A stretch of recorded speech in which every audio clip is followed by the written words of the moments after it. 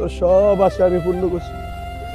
মারে তুই আমার বাবার মুখে যে এবার শুনকালি না দিয়ে যদি আমার বলতি যে বাবা আমি একটা ছেলে পছন্দ করি, তুই আজকে পার্কে ঘুরোস, মানুষে আমারে দেখায়। তুমি যে আমার সাথে দেখা করতে আসলা, তোমার বাবা কি জানে? না, আব্বু জানবো কিভাবে? আব্বু জানলে কি আর আসতে দিত?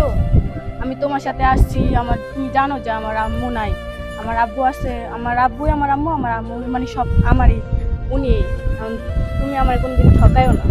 এখন তুমি যে কথাটা বলছো, আমি কখনো তোমার বাপের মতন তো হতে পারবো না, কিন্তু আমি তোমার বাপে যেভাবে আদর করে আমি তোমার সেইভাবে অধিকারটা দিব। তুমি যেহেতু বলছো, আমি তোমার বাপ মার ভালোবাসা তো কেউ কোনো, না পারে না। কিন্তু আমি যেহেতু তুমি আমার কাছে চলে আসছো, আমি তোমার সেই অধিকার দিয়ে রাখবো যাতে কখনো আমি তোমার কষ্ট দেবো না, আমি সেইভাবে তোমার রাখবো।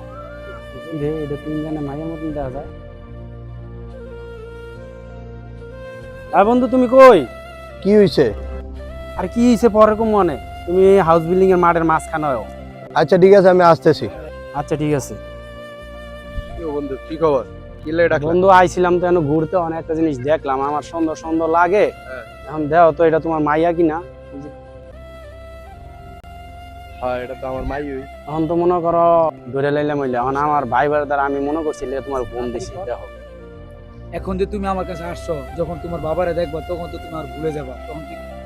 না, কখনোই বলবো না। রে সোমাইয়া বাবা, মারে তোর এটা কে রে?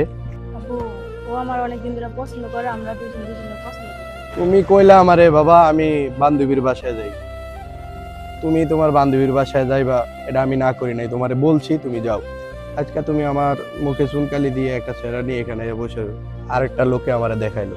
মারে তুই ছোটবেলায় যখন ছিলি তোর মা মারা গেছে, আমি তোরে বড় করছি, লালন পালন করছি, কোনোদিন তোর অপূর্ণ করে রাখে নাই, তোর সব আশা আমি পূর্ণ করছি।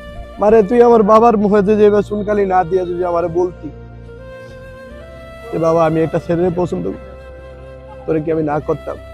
তুই আজকে পার্কে ঘুরোস, মানুষে আমারে দেখায়, কত কষ্ট করে চলি, অটো চালিয়া তোরে দিন এনে খাওয়াই, তোরে লেখাপড়া করাইছি, তোরে একটু বড় করছি, আমারও তো একটু ভালো মন্দ ছিল, এখন তুই আমারে এভাবে ছোট করে দিলি।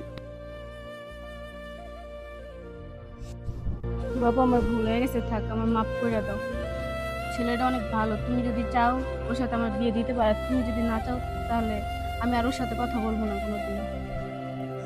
মারে এরকম প্রত্যেকটা সংসারে এরকম ঘটনা ঘটে, অনেক মেয়েরা আছে বাপ মার সাথে শেয়ার করে না, দীক্ষা